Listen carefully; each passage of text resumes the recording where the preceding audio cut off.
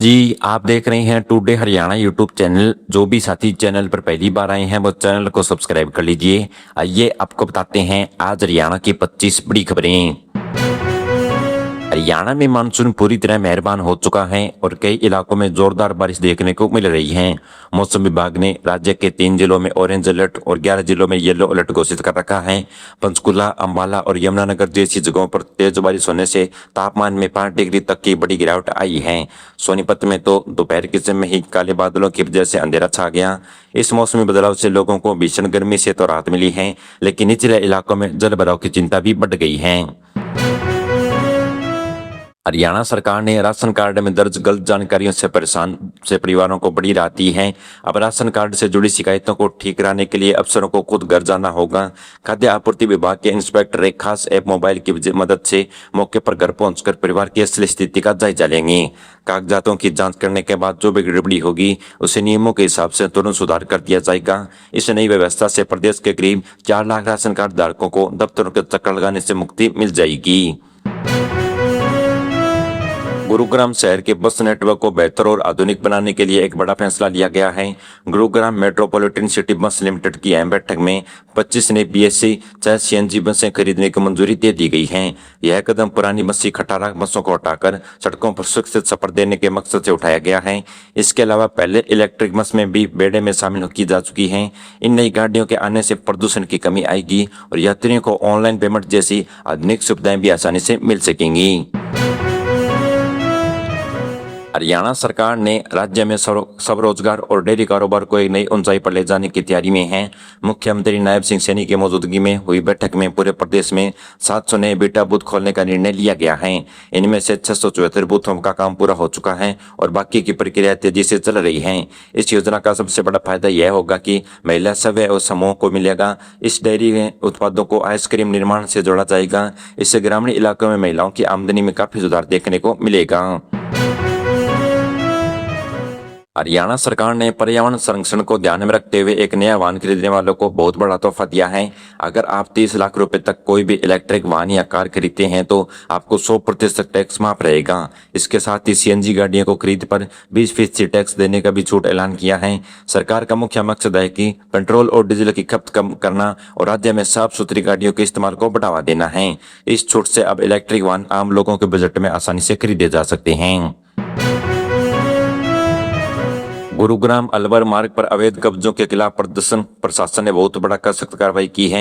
फिरोजपुरा जिलाका इलाके में एसडीएम की अगुवाई में भारी पुलिस बल के साथ सड़कों के किनारे पर बुलडोजर चलाकर अवैध कब्जे हटाई गई। अधिकारियों के मुताबिक सड़क किनारे अस्थायी दुकानें और निर्माण के खड़े होने से रोज लंबा जाम लगता था और हादसों का डर बना रहता था। इस अतिक्रमण को हटाओ अभियान के बाद पूरी सड़क तो साफ कर दिया गया। प्रशासन ने हिदायत दी है कि अगर दोबारा किसी ने सरकारी जमीन पर कब्जा किया तो उसे सख्त कानूनी कार्रवाई की जाएगी।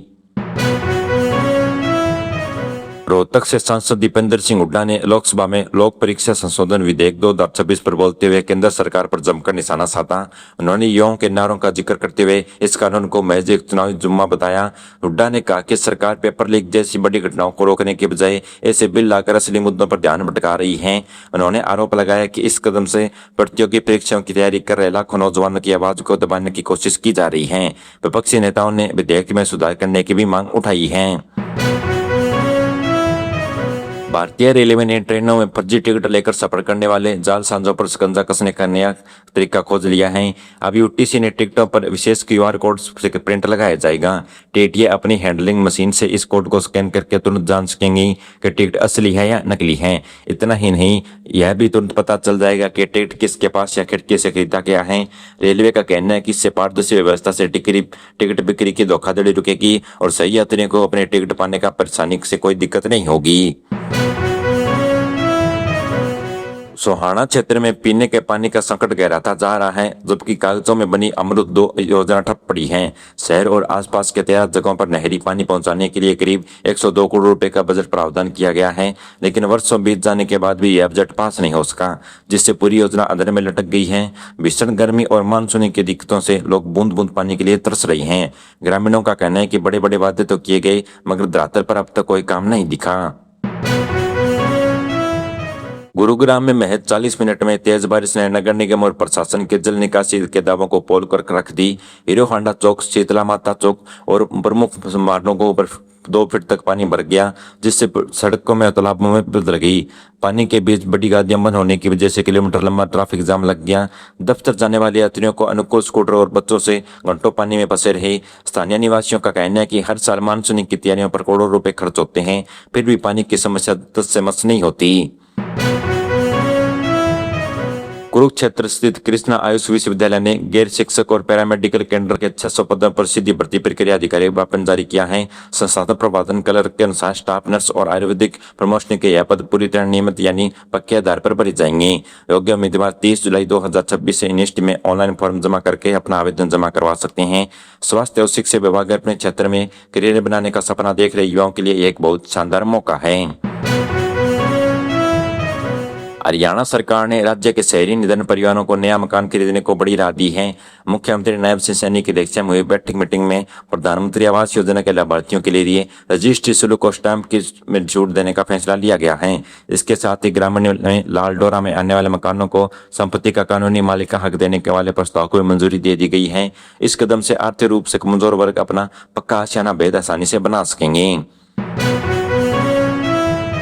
उच्चतर शिक्षा विभाग ने गुरुग्राम के राजकीय महाविद्यालय में स्नातक और यानी पीजी कोर्स में प्रवेश पाने के इच्छुक विद्यार्थियों को बड़ा अवसर दिया है। दाखिला फॉर्म जमा करने की अंतिम तिथि को 26 जुलाई से आगे बढ़ाकर 7 अगस्त कर दिया है। विभागीय अधिकारियों के मुताबिक आवेदन से वंचित रह गए युवाओं को पर्याप्त समय के मकसद से अपने यह निर्णय लिया गया है। इसके बाद तुरंत बाद में 11 अगस्त को दाखिले की पहली मेरिट लिस्ट घोषित की जाएगी। गुरुग्राम के जिला नागरिक अस्पताल में हृदय रोगियों के लिए सुविधा के लिए एक आधुनिक टेली इमरजेंसी सेवा का शुभारंभ किया गया है। अब इलाज कराने वाले लोगों को अपनी जांच रिपोर्ट पाने के लिए अस्पताल के चक्कर नहीं काटने पड़ेंगे। इसी होते हुए विशेषज्ञ कॉरिडोर ऑनलाइन के माध्यम से उनका अध्ययन करेंगे और महज 10 मिनट के भीतर ही रिपोर्ट सीधे मरीज के स्मार्टफोन पर भेज दी जाएगी। इस वितरित व्यवस्था से आपातकालीन स्थिति में तुरंत उपचार शुरू कर जाने से लोगों की जान भी बच जाएगी। नगर निगम गुरुग्राम ने शहर के कार्यक्रम करने के लिए उद्देश्य से 171 करोड़ रुपए की 26 परियोजनाओं को प्रभावी स्वीकृति दी है। उस ये बैठक में तय किया गया है कि इस वजह से खासतौर सड़कों पर सुधारीकरण, स्वच्छ पेयजल आपूर्ति, जल निकासी और स्ट्रीट लाइट दुरुस्त की जाएंगी। सुरक्षा व्यवस्था मजबूत करने की इरादत से 25 सदर बाजार में 235 नए CCTV कैमरे भी लगाए जाएंगे, जिससे स्थानीय निवासियों को बेहतर सुविधाएं मिल सकें। गुरुग्राम जिला प्रशासन ने आगामी चुनाव को ध्यान में रखते हुए विशेष ज्ञानपुरी पुण्य सघन 2026 मतदाता सूची को छापबद्ध करने का आरंभ शुरू कर दिया है। चुनाव कार्यक्रम द्वारा जानकारी के अनुसार 1967 से पूर्व 2004 के पश्चात जमे नागरिकों को पहचान के तौर पर अलग अलग दस्तावेज प्रस्तुत करने होंगे। प्राथमिकता ड्राफ्ट वोटर लिस्ट 2004 यानी 31 जुलाई तक प्रदर्शित की जाएगी, जिसके बाद आम लोगों को 30 अगस्त से अपना नाम या पते को लेकर दावे की आपत्तियां दर्ज करवा सकते हैं। मेरे द्वारा बताई गई खबरें आपको कैसी लगी कमेंट बॉक्स में जरूर बताइएगा। चैनल को सब्सक्राइब कर लीजिए। धन्यवाद।